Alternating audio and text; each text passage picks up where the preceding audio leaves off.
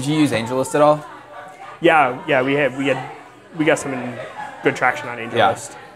Yeah. Any tips on how to optimize using AngelList, or at what stage do you? Because it's a momentum gainer, actually. That's the way I view it. Yeah, I mean, there's a lot of blog posts about it, and I think they're mostly right. Like, you're supposed to get on really early and keep updating all your stuff, but not put in fundraising mode, and then wait until you're actually halfway close to your round and then turn it on. I mean, there's all sorts of stuff. I don't know that put it this way, like, I don't know that there's a way for a company that otherwise wouldn't get funded to get funded through AngelList. Yeah, and I also don't think that there's a company that's going to get funded off of AngelList that if they do the right stuff on AngelList won't get funded on AngelList. So it's just a magnifier. Yeah, I think it's a magnifier. I think, so for us, I think we had maybe 10 people invest from AngelList, something like that. I don't remember. A reasonably high number.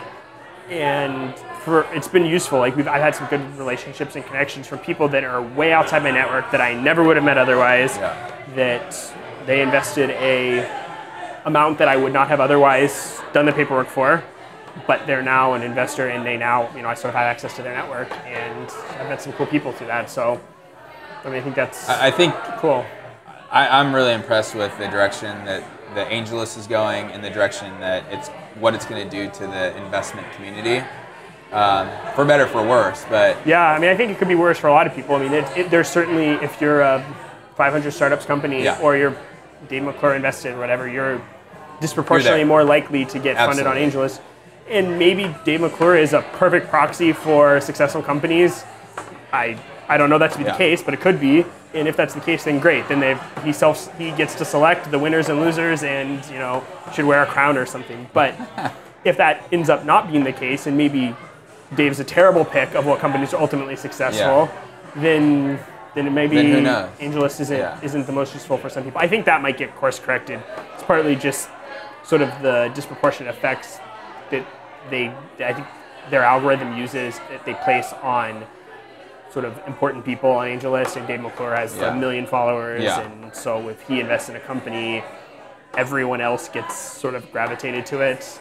And the reason I say that is I think, it's like the black swan concept. It's a black swan. We wouldn't have seen this 4 or 5 years ago.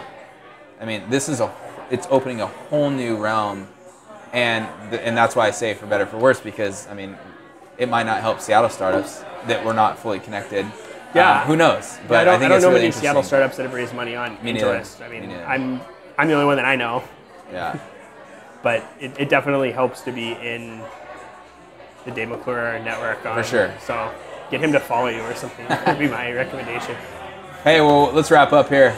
Cheers. I'll finish. Appreciate it.